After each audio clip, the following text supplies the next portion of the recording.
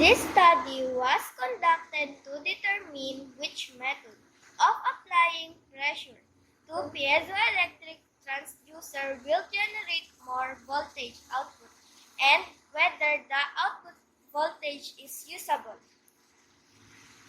Pressure was applied to a 35 mm piezoelectric transducer through four different means, which are by pressing, flicking, pressure through, spring, and bending.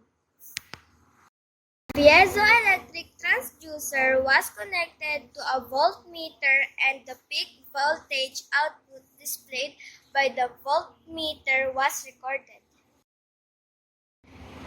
This process was done 5 times for each means of applying pressure on the piezoelectric transducer.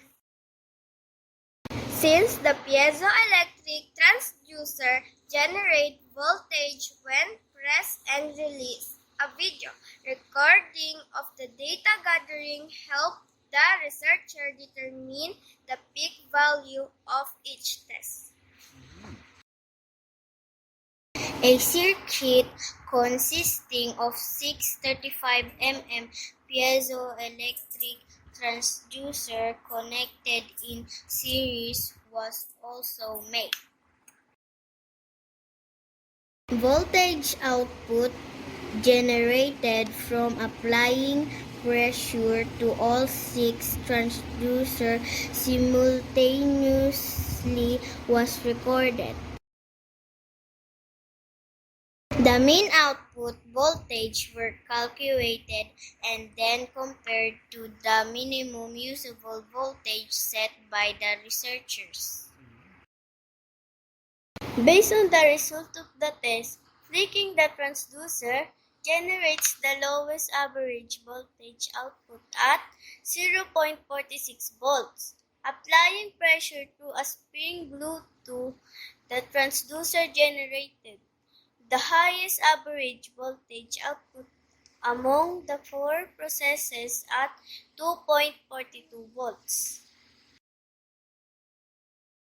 The series connection of 6 transducers generated an average of 2.8 volts upon the application of pressure through pressing. Upon comparison of the output to the minimum output voltage set by the researchers, which is 1.5 volts, it was found that applying pressure through a string attached to the transducer generated enough voltage. The researcher also found out that although the voltage was enough, it was recorded for a very short period of time. Thus, the researcher concluded that the piezoelectric transducer, through applying pressure through a spring attached to the transducer, can generate reasonable but not yet usable voltage. The result of the investigation paved the way to the possibility of future and further development of the research, such as devising a way to generate a continuous flow of electricity from the transducer and increasing the voltage output to reach at least the minimum required for battery charging at 3.8 volts.